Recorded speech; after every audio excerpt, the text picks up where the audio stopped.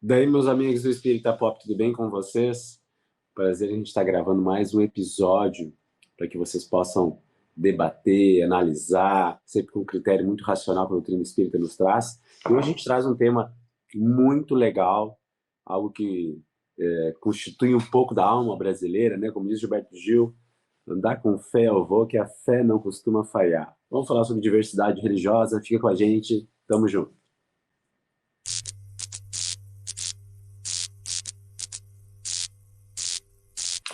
É isso aí, pessoal. Um tema bolado, né? Uma pesquisa minha da Yasmin aqui, que não pode participar conosco, um beijão para ela.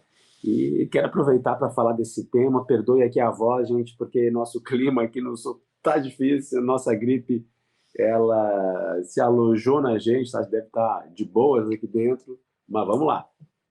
E para falar desse tema, é um tema muito importante, porque tem gente que acha que o espiritismo não é religião, gente, e aí não leu Allan Kardec, é porque não compreende esse aspecto tríplice.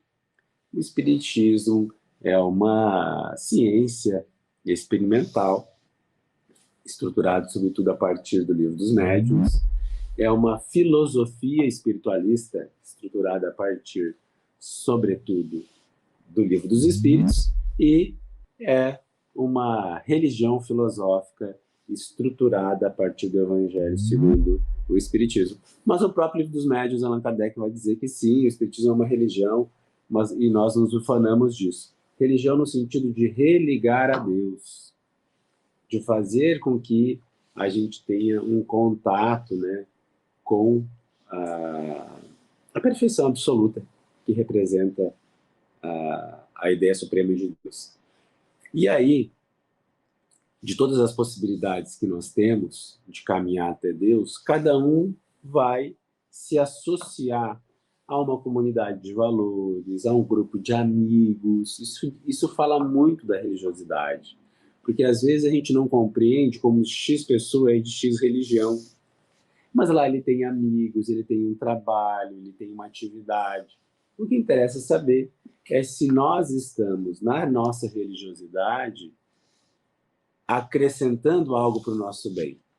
E, de certa forma, é isso que importa, né? Chico Xavier conta que ele nunca teve tempo para tentar convencer o pessoal dele, da família dele. E olha o que ele fala, né? Se Allan Kardec tivesse escrito fora do Espiritismo não há salvação, eu iria por outro caminho. Graças a Deus ele escreveu fora da caridade, ou seja, fora do amor, não há salvação. Então a verdadeira religião é a religião do amor. Está no Evangelho também. Se a gente está sem amor, a gente está sem religião, a gente está sem Deus. Porque Deus é amor. E o amor realmente, no sentido amplo do termo, ele permite que a gente se transforme o meio que a gente vive. Ah, é fácil amar todo dia? Não, não é fácil, mas quando a gente está amando, realmente os dias são especiais, porque os problemas se tornam menores e as bênçãos e a gratidão e o sentimento de plenitude se torna muito maior. Por isso que Francisco de Assis, inspirado, pediu que ele pudesse mais amar que ser amado, mais compreender que ser compreendido. Porque quando nós estamos cheios, plenos, satisfeitos de um sentimento, a gente pode doar isso. E nós falamos isso no programa há pouco tempo, né? É o tipo de coisa que quanto mais se divide, mais se multiplica, gerando felicidade para todos. Mas, entre todas as religiões, claro que existem diferenças, claro que existem capacidades de compreensão diferentes. Nós já fomos espíritos muito jovens, já fomos espíritos mais agressivos, já tivemos dificuldade em compreender um Deus bondoso, amoroso. É só nós olharmos a história do Velho Testamento para a gente ver a evolução do pensamento de Deus, acerca da natureza de Deus, né? E chegarmos até em Jesus, onde ele vai dizer que Deus é alguém da família, que Deus é alguém íntimo, que é um pai amoroso, né? E a partir daí, ele vai fazer um convite para que a gente ore em segredo, ou seja, saia do culto externo, internalize Deus através do processo de meditação, de oração, né? Ora em teu pai, a teu pai em segredo, que ele vendo, né, o que se passa em segredo vai te atender. Ou seja, nós estamos aqui com o propósito de fazer o bem, e não para violentar consciências. Esse é um aspecto importante. E, para minha surpresa, aqui na nossa pesquisa, no livro Chico Xavier, A Aurora de uma Vida entre o Céu e a Terra, que está na Bíblia do Caminho, eu sou fã desse site, tomara que um dia eu consiga entrar em contato com algum deles para poder agradecer pessoalmente. Eles vão trazer uma mensagem psicografada por Borges de Medeiros, grande personagem aqui da história do Rio Grande do Sul, então a psicografia do Chico dele, e ele falando que dos aspectos mais importantes que nós teríamos no Brasil, ele vai falar da liberdade de consciência. Olha que importante isso, né? Ele fala, né, como é uma psicografia de 1931, vai dizer, a Segunda República cabe manter em toda a sua plenitude a liberdade de consciência por todos os meios que ela possui para exprimir-se. E se nós temos liberdade de expressão em alguma medida, ela é conquistada no entendimento dos diversos grupos religiosos da Europa, sobretudo, que entenderam que não adianta você coibir o discurso de alguém a respeito das suas crenças. Nós vamos ter, durante parte do Império Mongol, está narrado mais ou menos na época de Marco Polo, né, onde o neto de Gengis Khan vai instituir no reino mongol ali a liberdade religiosa, foi criado por uma mãe cristã. Então, tem outras experiências mundo afora. Mas o Brasil é fantástico nesse sentido. Aqui em Torres, nós temos o núcleo espírita, do lado tem uma pequena igreja evangélica. E olha quem ajudou a construir a igreja evangélica, um dos benfeitores da casa espírita, um pastor muito pobre, pediu ajuda. Esse senhor tinha condições e ajudou ele a construir a igrejinha. Por quê, gente? Aquela igrejinha cumpre a sua missão, aquele centrinho cumpre a sua missão, e as pessoas, cada um no seu entendimento, estão lá para gerar algum tipo de benefício nesse sentido. Entrou um barulhinho aí? Desculpa. Vamos seguir pensando um pouco mais a respeito. Agora, eu sou espírita. Por que eu falo que eu sou espírita? Porque eu compreendi, através da mensagem de Allan Kardec, que a proposta de Jesus ela está associada à compreensão da lei de causa e efeito, através da reencarnação. Ela está compreendida de diversas formas, né? Onde eu posso me modificar através das psicografias que são ditadas aos montes. Aqui poderia estar uma psicografia que transforma a vida de quase todos que além. Paulo Estevam, por exemplo, há 2000 anos, enfim. Nós temos realmente muitas opções para compreender que a vida continua. E aí a pessoa vai dizer o seguinte, então se eu sou espírita, eu tenho uma religião definida, não tenho mais como aplaudir pessoas de outras religiões, mas jamais, gente, essa ideia pode ser concebida. Eu adoro vídeos do pastor Cláudio Duarte, do pastor do padre Fábio de Mello, do padre Marcelo, as músicas, muitas deles assim, são músicas que a gente já conhece. Padre Zezinho, tem músicas que a gente gosta do padre Zezinho. Por que isso é importante? Porque não existe uma forma para chegar até Deus. A forma é a caridade. Todo aquele que faz a vontade do meu Pai, esse é meu irmão. É o que disse Jesus. Então, se nós estamos no trabalho ativo do bem, estamos cumprindo com a caridade, é isso que vai contar. Então, a gente pode dizer aqui que ninguém vai perguntar a tua religião no plano espiritual. No meu entendimento, eu optei pelo espiritismo para poder chegar com um conjunto de conhecimentos que, para mim, me saciam. Eu tinha uma sede que não era preenchida na minha antiga religiosidade, e hoje no espiritismo eu tenho essa sede saciada. Agora, significa que a gente não vai sofrer, que a gente não vai ter desafio?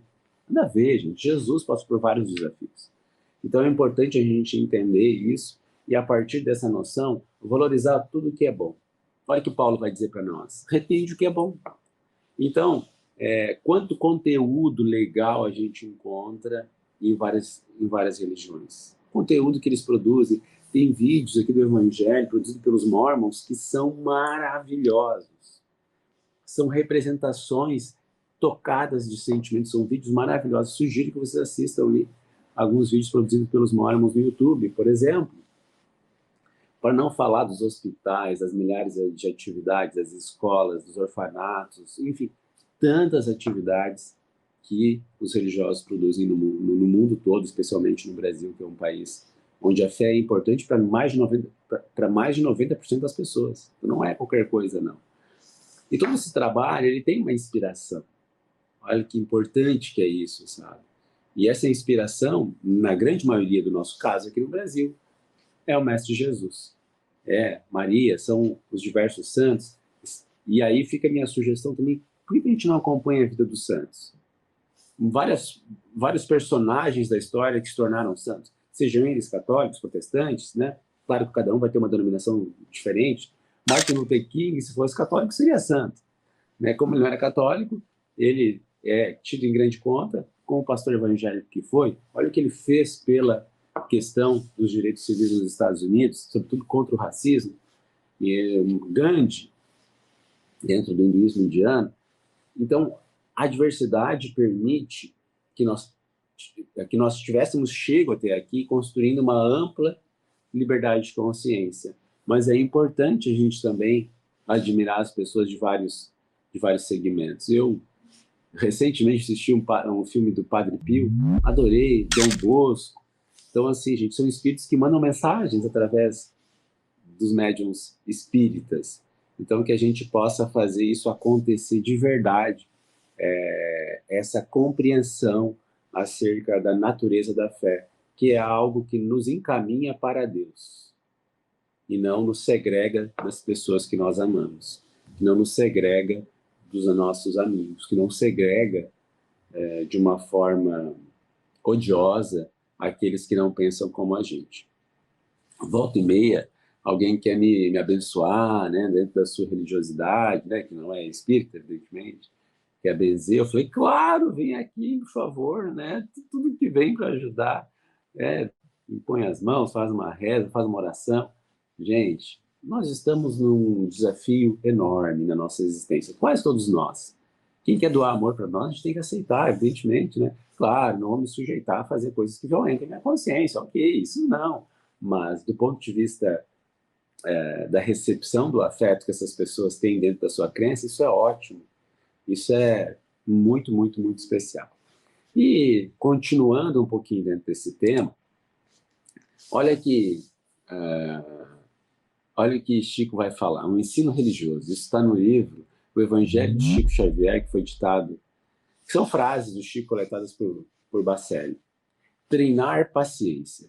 Às vezes nos esfalfamos, que palavra difícil, para conquistar um diploma. Nos esforçamos, né, para conquistar um diploma. Na história, no jornalismo, na administração. Mas a única escola que temos para nos ensinar bondade natural, caridade dentro de casa, amor à família, é a fé. Olha que bonito, né, gente? Porque se não pusermos no nosso coração o ensino religioso, seja qual for, estaremos numa agressividade exagerada. Querem entender como isso é verdade, gente? Olha o que aconteceu com os países materialistas, né, com as ideologias materialistas na Rússia e na China. Mais de 100 milhões de mortos, gente. No Vietnã, 100 milhões de mortos. E a gente fica perplexo com o que Hitler fez, né, 6 milhões de judeus, entre outros. Mas o materialismo matou muito mais. Matou através do aborto milhões de pessoas. Também, muito mais, né? O número de suicídios nos países de histórico materialista, de doutrinas materialistas, é 4 vezes mais do que nos países cristãos. Ou seja, nós estamos perdendo espaço quando nós não temos uma crença para as coisas do mundo. Estamos nos rendendo às coisas do mundo. E aí elas tendem a abalar muito a perspectiva de importância da vida, de resistência, de propósito. Então, eu só quero te dizer para ti, tu encarnou com um propósito. Claro que a missão é uma obra muito grande de todos, mas o teu testemunho pessoal teu é um único e intransferível. Então, tem um propósito na tua vida. Jesus, junto com o teu anjo da guarda, junto com várias pessoas, projetaram a tua encarnação. Isso está mostrado no livro Missionários da Luz. Uma encarnação envolve dezenas de pessoas que nos editam geneticamente para que a gente possa aproveitar melhor a nossa experiência. Determinam até a nossa expectativa de vida. Aquilo que a gente vai ter de aparência, aquilo que a gente vai ter de desafio, até de defeitinho, às vezes a gente não, eu preciso desse defeitinho para não me perder como eu me perdi numa encarnação passada. É o caso que a gente vai ver numa obra ali, uma moça, e assim, eu vou vir muito bonita, eu vou me perder de novo, eu já fui bonita, não soube lidar.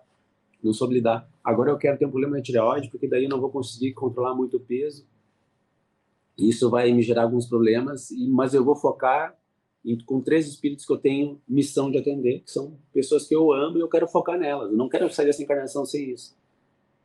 Olha só, gente. Então, os detalhes estão associados a uma misericórdia divina e não a punição necessariamente. E nós vamos compreender isso quando nós tivermos consciência de que todos somos livres para amar. Né? Do contrário, a gente não é livre, né? Porque a gente vai gerar prejuízo para o outro e com certeza não vai nos fazer bem. E que a gente possa, né, compreender sempre que a religiosidade ela é um dos alicerces da condição humana. Eu posso dizer tranquilamente, né, que a religiosidade é um aspecto antropológico. Né? Dentro dos estudos acadêmicos, a gente diz que é um aspecto teleológico, ou seja, ela está inerente. Não importa o que se faça, sempre as pessoas vão tentar desenvolver uma manifestação de fé. Claro, por um período a gente pode achar que não, mas é só questão de tempo. Tá? Para terminar nosso bate-papo, monopapo, e aí a gente pode analisar se a nossa religião está nos atendendo, né? Ela tem que gerar capacidade dentro de nós. Olha que Emmanuel vai dizer, religião em nós. Né? Religião, em tese, é a presença do Criador na criatura, guiando a criatura no rumo da perfeição. Compreendendo assim, reconhecemos que todos os assuntos de administração humana são temas das leis humanas, que a todos compete respeitar e prestigiar. Entretanto, no mundo de nós mesmos, é justo contar com a religião para resolvermos os problemas da vida íntima. Aí, se a religião não nos ajuda a conduzir atitudes e sentimentos, se ela não nos ampara nas horas de crise e tentação, se ela não supre os conflitos